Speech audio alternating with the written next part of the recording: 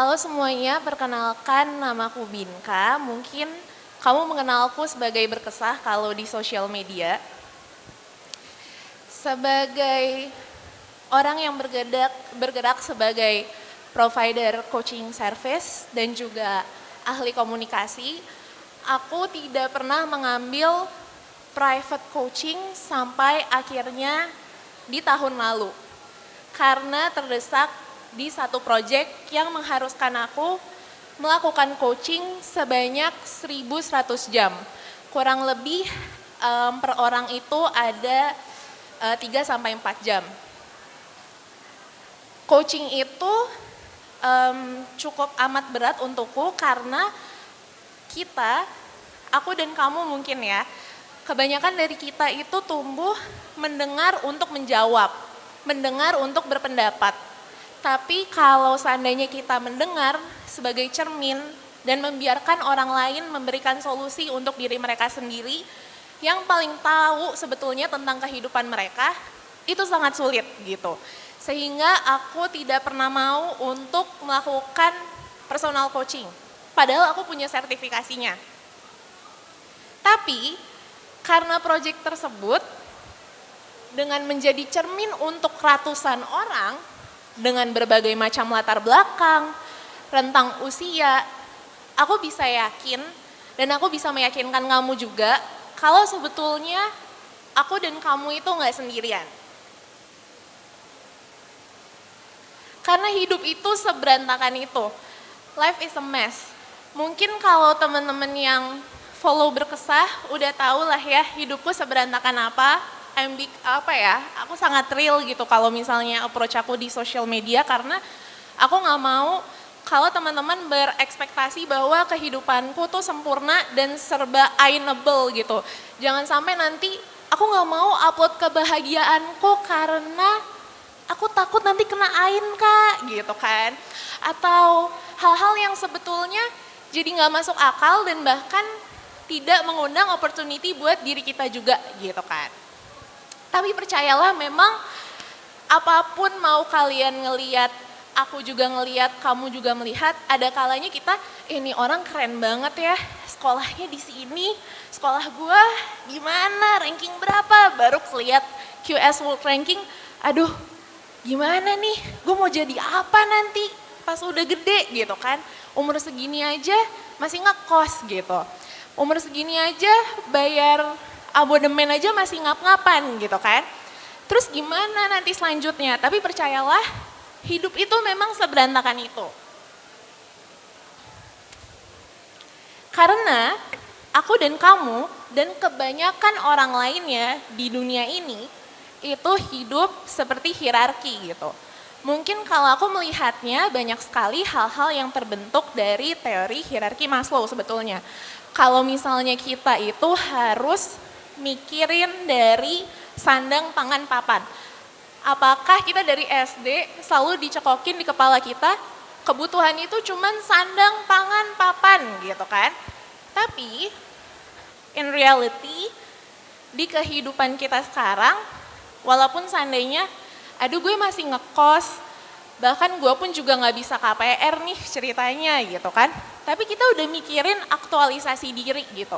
Sementara kayaknya kalau misalnya di Maslow, kita itu nggak boleh gitu untuk mikirin itu.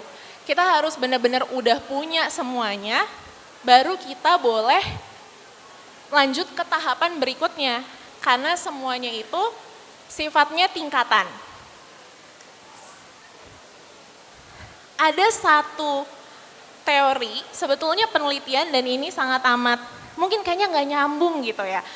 Aku diminta sama Jihan untuk bawa framework coaching, tapi aku nggak nemu gitu karena aku juga ngeliat tadi teman-teman yang udah sharing itu keren-keren banget dan sangat amat praktikal dan bisa dilakukan dan pasti mungkin teman-teman sudah punya preferensi masing-masing untuk ngikutin siapa gitu kan. Tapi ada satu teori yang sebetulnya dipakai untuk menganalisa krisis ekonomi gitu kan. Apa nih hubungannya gitu kan? Hubungannya itu simply kayak gini. Kalau kita ngelihat kehidupan, ibaratkan kita berfokus itu cuman hanya tingkatan gitu. Oke, gue mikirin sandang, pangan, papan, gue mikirin udah makan, udah punya tempat tinggal, udah punya kerjaan, baru gue bisa mikirin yang lain.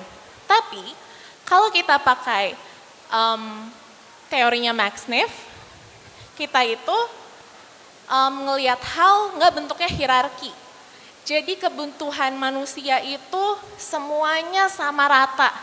Jadi kalau teman-teman galau kayak chaos banget nih, gak ada orang di samping gue yang nanyain gue makan, masuk akal. Karena semua orang butuh affection. Dan itu sama pentingnya sama nilai penghidupan. Kayak teman-teman makan, teman-teman minum, tempat tinggal. Kalau seandainya teman-teman, aduh gue pengen staycation nih. Apakah itu sebuah kebutuhan atau kemauan?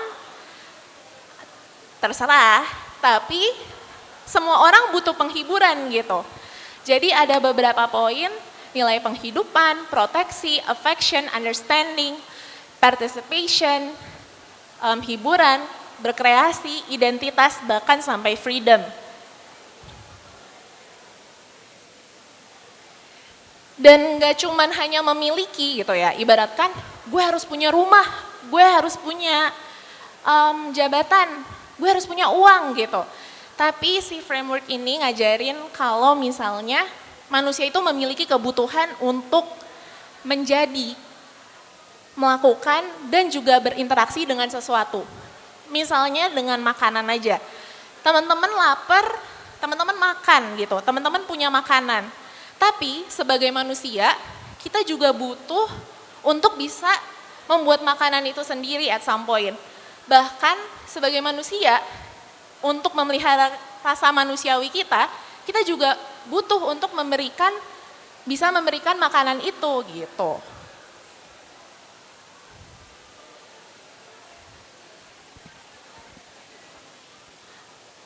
Nah, bukan ngajak kamu untuk nggak bersyukur dan malah justru berfokus untuk hal yang nggak kamu milikin saja, tapi memang perasaan, aduh ini gue kok kayak nggak punya apa lagi ya nih Bin gitu kan. Perasaan nggak nyaman itu memang harus dihadapi, bukan dihindari.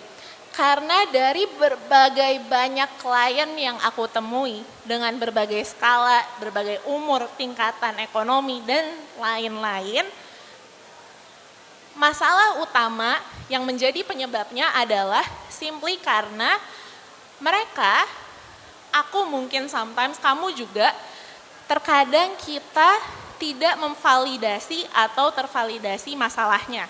Misalkan, aduh gue pantas gak ya ngerasa kayak gini, padahal gue kan ngerasa kayaknya ini gak apa-apa. Aduh, again kayak tadi gue ngerasa ini tuh sebuah kebutuhan, ini adalah sebuah need gue, tapi kok kayaknya ini tuh udahlah bisa nanti aja gitu. Padahal sebagai manusia itu kebutuhan kita itu memang sangat banyak dan harus diperhatikan dari segala aspek. Dan ini juga membantu kamu untuk mengambil sebuah keputusan. Misalkan kalau seandainya kamu mau bekerja, mau mencari uang, apakah kamu harus mengabaikan moralitas? Kalau seandainya kita pakai segitiga Maslow, ya nggak peduli, karena kita yang penting terpenuhi itu nilai value yang paling bawah dulu gitu.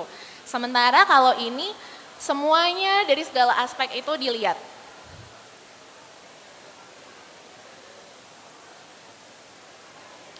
Jadi kalau pulang dari sini kamu merasa, aduh kok kayaknya gue nggak cocok nih ya di mana-mana, tapi gue masih pengen menjadi bagian dari sesuatu.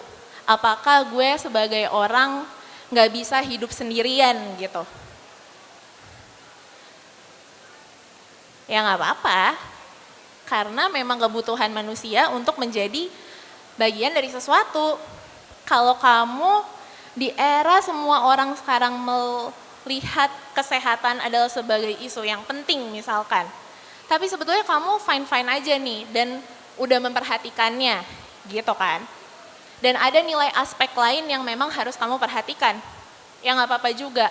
Jadi memang semua orang pasti punya prioritasnya masing-masing dan itu akan selalu berubah.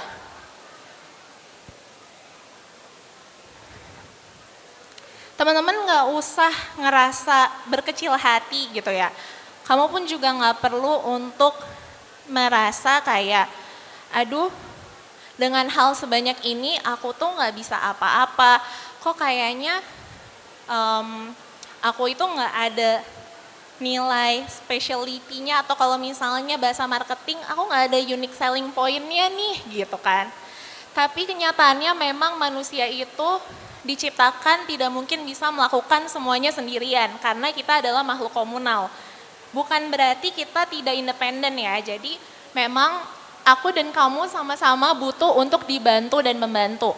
Kalau seandainya kita ngerasa udah banyak nih membantu banyak orang, nggak ada salahnya kok kalau seandainya saatnya kamu dibantu. Gitu juga sebaliknya. Again teman-teman, aku mau reminder kalau seandainya kamu merasa kehidupan kamu, kok kayaknya kehidupan aku flat aja ya, boring aja, orang-orang kok bisa pakai sound TikTok, enjoying my single life. Atau kayak, tahu kan ya tipe TikTok yang jedak-jeduk gitu, yang kayak wah gila seru banget nih liburan nih orang dapat duit dari mana gitu kan. Atau enggak, kok kayaknya nih orang LinkedIn-nya rame banget, nggak cuma sertifikat pelatihan doang gitu kan. Kok gue pelatihan terus tapi nggak dapat opportunity apa-apa. Tiap hari aku dapat DM kayak gitu. Again, aku setuju sama speaker-speaker sebelumnya yang sangat amat keren. Kalau memang kehidupan itu seberantakan itu, dan percayalah, ada banyak yang tidak diceritakan di belakangnya. Kalau seandainya kamu merasa menjadi orang yang tidak bersyukur atau ditekan, aduh kayaknya gue gak bersyukur banget nih. Sering ya kayak gitu. Padahal memang kita sebagai manusia itu terus bertumbuh. Kita terus bertumbuh, kita terus berganti, kita tidak akan pernah menjadi orang yang sama. Dan itu gak apa-apa ya, dan bukan karena kayak aduh nih gue krisis kepribadian, bukan. Di era self-diagnose ini, aku sering mendapatkan keluhan dari teman-teman psikolog dan psikiater, cuman terbatas dari konsultasi online, udah langsung diagnose akhir, padahal tidak semudah itu Ferguson gitu kan. Jadi teman-teman tenang aja, memang hidup itu sangat chaos dan kita memang akan terus bertumbuh gitu. Jadi janganlah khawatir. Gak apa-apa khawatir, tapi gak perlu merasa kamu itu sendirian. Kapanpun waktunya, kapanpun kamu siap, kapanpun kamu mau, again aku mau reminder, kamu akan selalu bisa memulai hal yang kamu inginkan. Kamu akan selalu bisa menjadi apapun sesuai dengan versi kamu gitu. Jadi kalau seandainya kamu pulang dari sini dan kamu malah inginnya beristirahat aja, istirahat aja gak apa-apa. Mungkin memang kamu butuhnya itu. Gitu. Good luck everyone. Terima kasih.